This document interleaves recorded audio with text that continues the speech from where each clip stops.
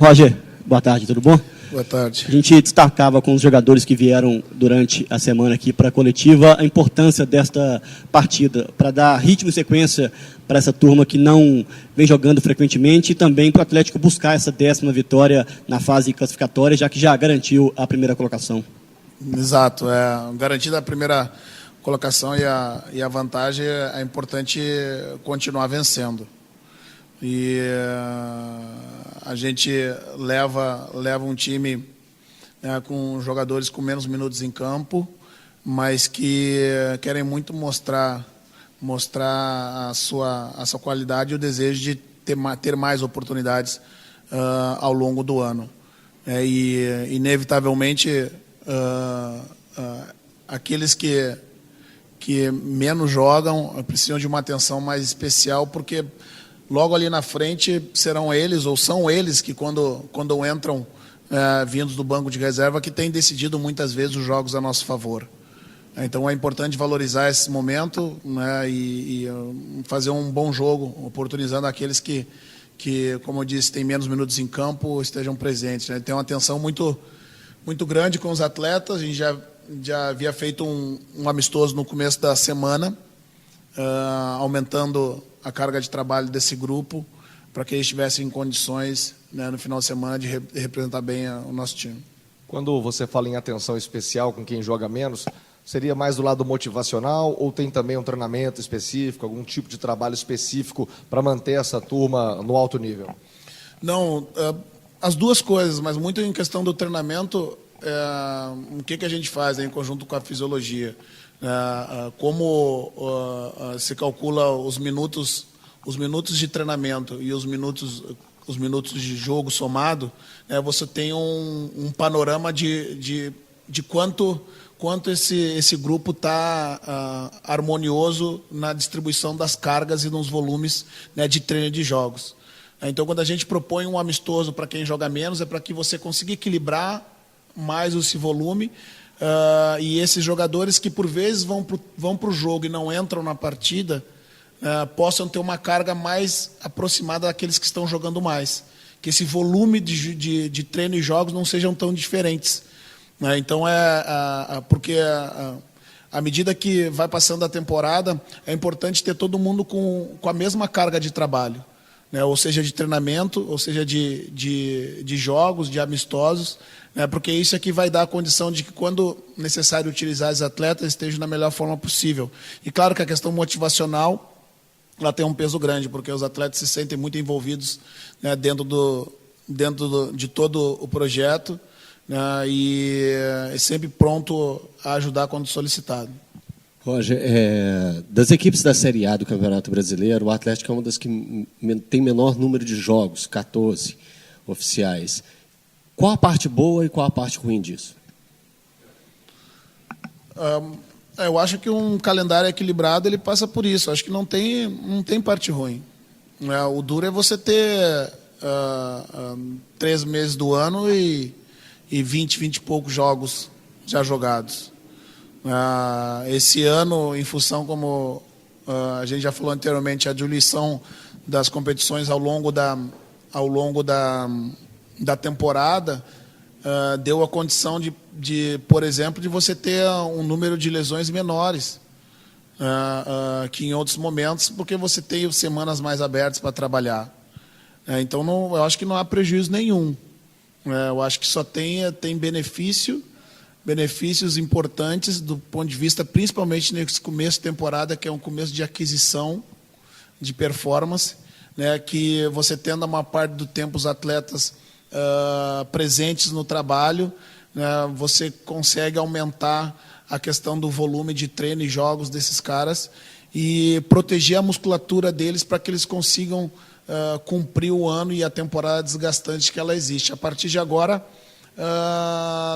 não teremos mais isso. A partir de agora, você vai ter jogos seguidos, quarta e domingo, então é importante ter esse lastro nesses primeiros meses, né, que vai garantir o desenvolvimento da temporada.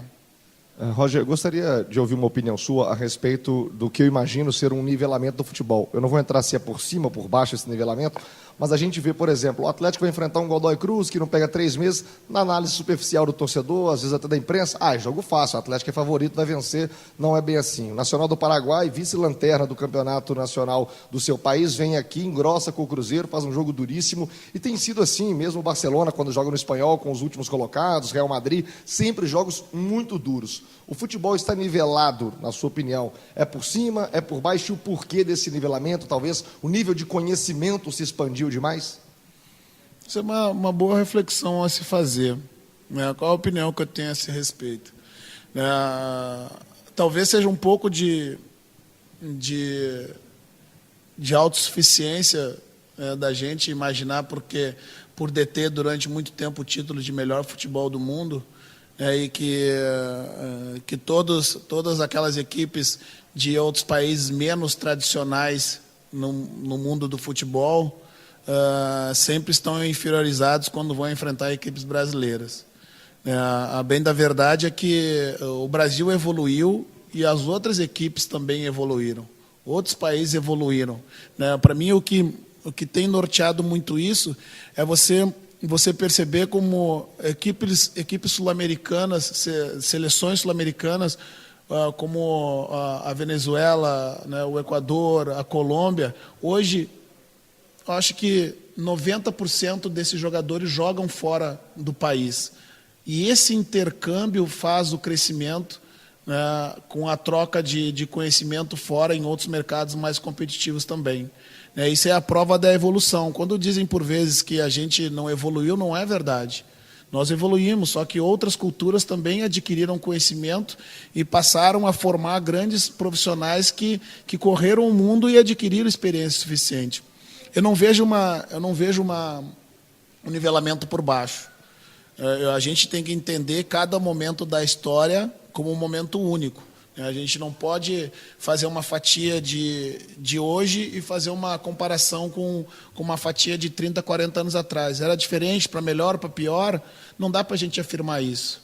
A gente, como futebol, o brasileiro, a gente continua revelando grandes talentos, né, que são decisivos ainda no futebol mundial. Só que você também consegue fazer grandes equipes com menos talento. O futebol passou a ser mais organizado do ponto de vista tático, né, e a nossa individualidade, que sempre fez muita diferença para que a gente conquistasse todos os títulos que conquistamos, coletivos e individuais, ela ainda continua fazendo, mas sobrepor a obediência, a inteligência, a organização tática hoje requer também um trabalho muito coletivo. Então o futebol ele adquiriu uma outra beleza. E a gente tem que ter um olhar para essa outra beleza, que não é só a questão da individualidade, do drible plástico, mas é da capacidade de conseguir se organizar taticamente, coletivamente, como equipe, e decidir com talento no lugar certo, no momento certo. Eu vejo beleza, assim como eu vejo as nossas equipes da década de 70 e 80 jogando, e como quando eu vejo hoje a nossa equipe brasileira jogando hoje na atualidade, né, a gente consegue unir as duas coisas. O Roger, o Atlético já tem garantida a primeira colocação, a Caldense ainda tem chances matemáticas de chegar a uma semifinal. O que vai fazer com que o time da Caldense, quem saiba, tenha um pouco mais da tentativa de vencer o jogo. O quanto que você acha que isso pode ser bom para o seu time, para que não tenha um efeito de relaxamento e principalmente para jogadores que querem buscar um espaço? Eu acho que as nossas motivações, elas independem da motivação do adversário. A gente não pode permitir que o ambiente só paute o tamanho do jogo. A motivação do atleta, ela tem que partir de dentro para fora.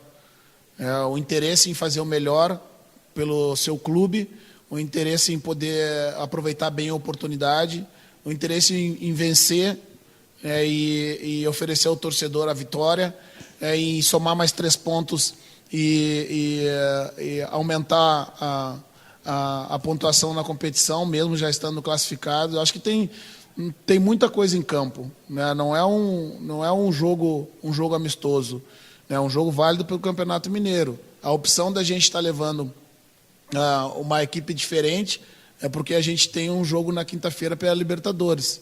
Né? Não fosse dessa forma, né, todos aqueles que estivessem à disposição iriam para o jogo. Então é a oportunidade daqueles que têm jogado menos mostrar seu trabalho, é a oportunidade de a gente voltar a vencer depois da derrota no Clássico, tem muitas coisas em jogo, né, para o adversário também, mas essas são as motivações deles, eu tenho que cuidar das nossas. O Roger, muitos jogadores que passam por aqui falam que eles estão começando a entender o que você pede.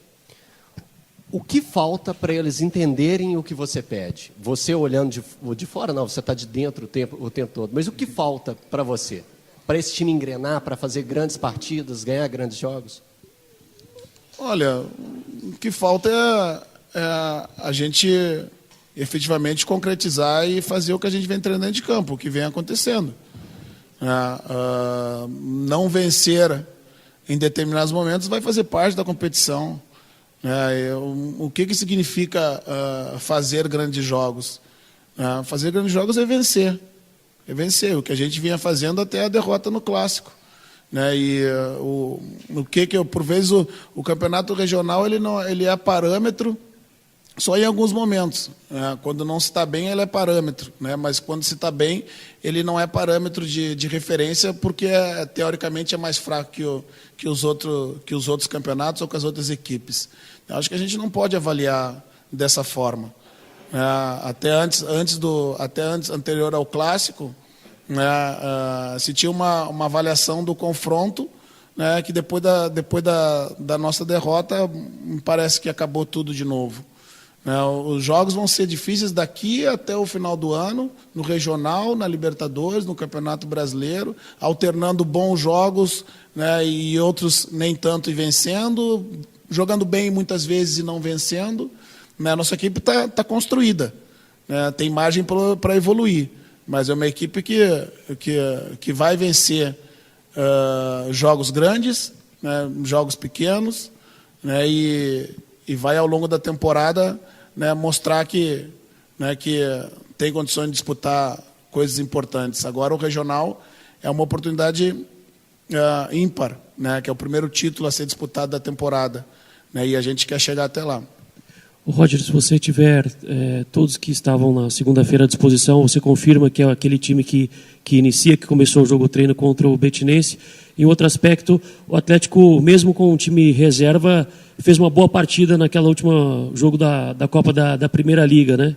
Fez 2-0, acabou cedendo empate, mas depois teve chance de sair vencendo e não venceu. Tira-se algum aprendizado daquela partida, já que foi um time também alternativo? O futebol são detalhes. O que a gente não pode é deixar esses detalhes passar. Detalhes, erros e equívocos de posicionamento, de tomar de decisão, que acabam, por vezes, num lance, determinando o insucesso de um jogo inteiro e colocando em dúvida a continuidade e a certeza do trabalho. Aquele time alternativo se comportou muito bem. Eu não me recordo a escalação daquele momento, mas eu acho que só eu devo não levar o Rafael Moura, também daquele time, porque o Rafael tem 2 cartões amarelos, o Casares, exato, o Casares também fica aqui, é isso, o Adilson estreia, o Marlone vai conosco, é o Casares e o Rafael. O Rafael tem 2 cartões, e na infelicidade dele tomar um cartão no jogo de domingo e não ter a decisão ainda em função da questão do Fred, a gente corre o risco, e eu não quero correr esse risco para a primeira partida da semifinal. O restante a gente vai fazer um treinamento ainda agora, vai poder acompanhar e definir a equipe de domingo.